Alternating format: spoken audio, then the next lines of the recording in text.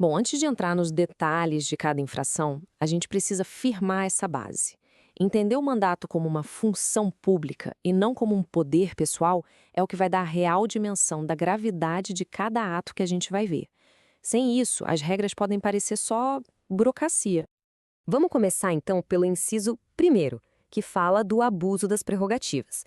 Penso assim, a lei dá algumas ferramentas para proteger o mandato, para que ele seja exercido com liberdade. O problema é quando essas ferramentas são distorcidas e viram um escudo para o parlamentar cometer atos ilegais.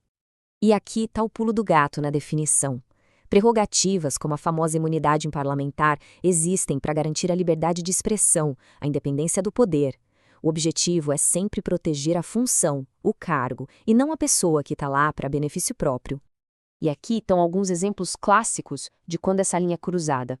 Usar a imunidade para ofender, para ameaçar um cidadão, ou usar a influência do cargo para intimidar um policial, um juiz, ou para conseguir qualquer vantagem pessoal, tudo isso é um desvio de finalidade. E é isso que configura o abuso. E atenção aqui, pessoal, porque isso é uma clássica pegadinha de prova.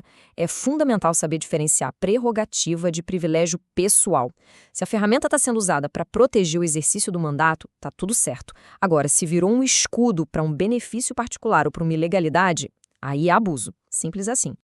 Agora a gente avança para uma categoria de infração que, olha, ataca o coração da confiança do povo.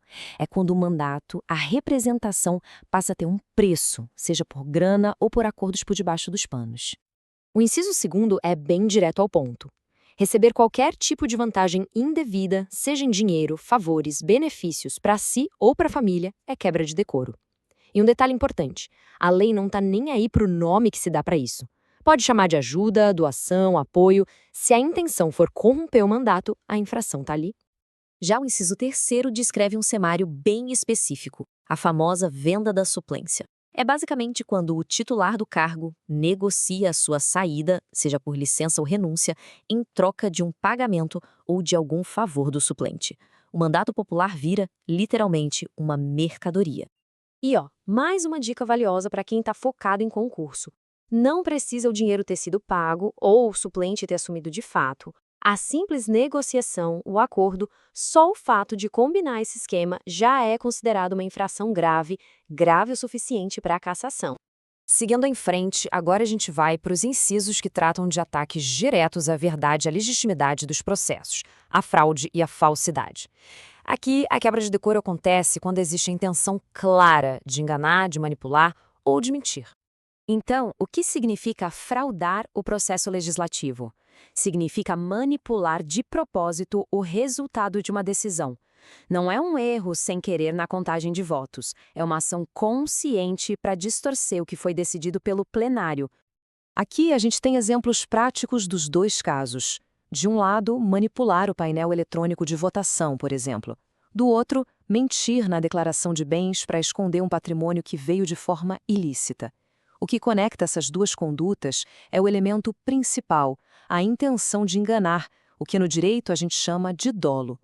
E, finalmente, chegamos ao último inciso, que funciona como uma espécie de rede de segurança para o decoro parlamentar. É a chamada cláusula aberta. Porque vamos combinar, a lei tenta prever situações, mas a criatividade humana não tem limite.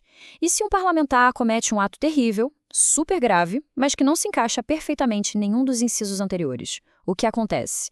É exatamente para isso que serve o inciso sexto. Ele serve como uma norma geral para abranger outras irregularidades que, pela sua gravidade, causem um dano gigantesco à dignidade do cargo. É um mecanismo para lidar com aqueles casos que não foram previstos, mas que são claramente incompatíveis com a honra da instituição. Certo, passamos por todos os incisos. Agora é a hora da verdade. Vamos consolidar tudo isso. Vamos focar naqueles pontos-chave que são essenciais para levar para a prova e, claro, para entender a lógica por trás de tudo isso. Para a gente memorizar, falou em artigo 4º, a palavra que tem que vir na cabeça é CASS, ação, punição máxima. Para isso acontecer, a conduta precisa ter duas coisas, dolo, que é a intenção, e gravidade. E o que se está protegendo aqui não é a imagem da pessoa, mas sim a dignidade do cargo. E a dica de ouro, muitos desses pontos são um espelho do que já está escrito lá no artigo 55 da Constituição Federal. Vale a pena dar uma olhada. E para a gente fechar, fica aqui uma reflexão que vai além de qualquer concurso. Conhecer a lei e entender essas regras é fundamental, é o primeiro passo. Mas como é que esse conhecimento vira ação?